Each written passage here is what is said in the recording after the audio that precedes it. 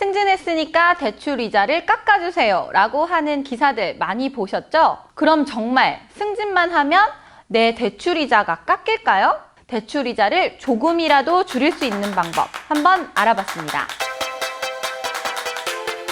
2002년부터 취업이나 승진, 소득이 증가했을 때 금리를 인하할 수 있는 조건이 있긴 했습니다. 하지만 자율적으로 시행된 탓에 은행이나 금융사들은 알릴 의무가 없었고요.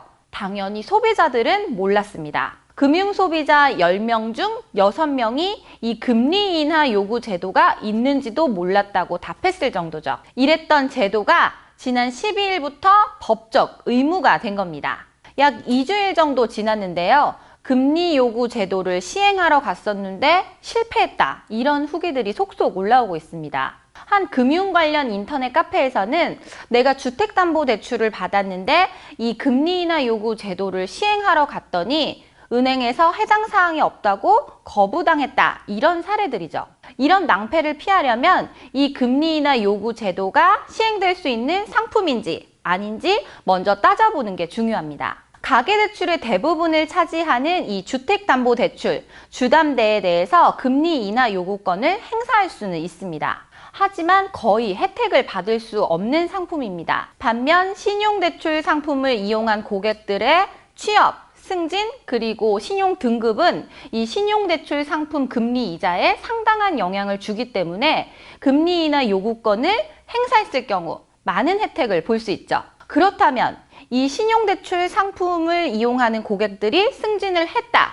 그럼 바로 대출 이자가 깎일까요? 그건 아닙니다.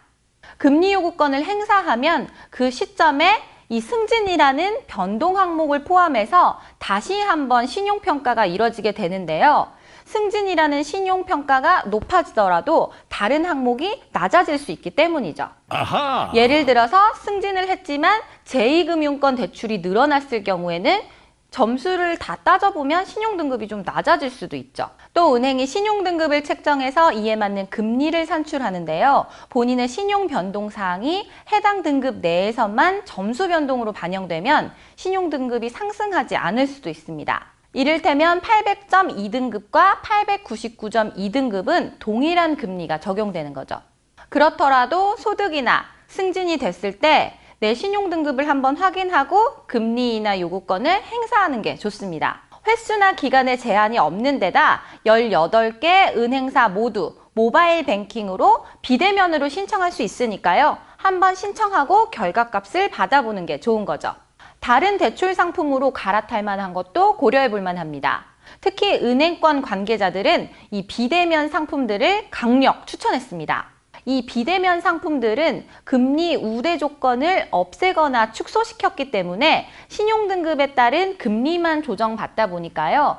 비교적 다른 상품들보다는 금리가 좀 낮습니다. 대부분 직장인들이 은행 창구에 가서 금리가 좀 높은 상품을 선택하는 경우가 많은데요. 이 비대면 상품들의 금리를 좀 보고 더 낮은 상품을 고르는 것도 좋겠죠. 아하. 작년 한 해 동안 이 금리 인하 요구 제도를 통해서 약 4,700억 원 정도가 절감됐다고 합니다. 이 중에서는 은행의 대출 이자가 90% 이상을 차지했다고 하고요. 은행의 대출이 많은 분들은 좀 다양한 방법을 통해서 이자를 절감하길 바라겠습니다.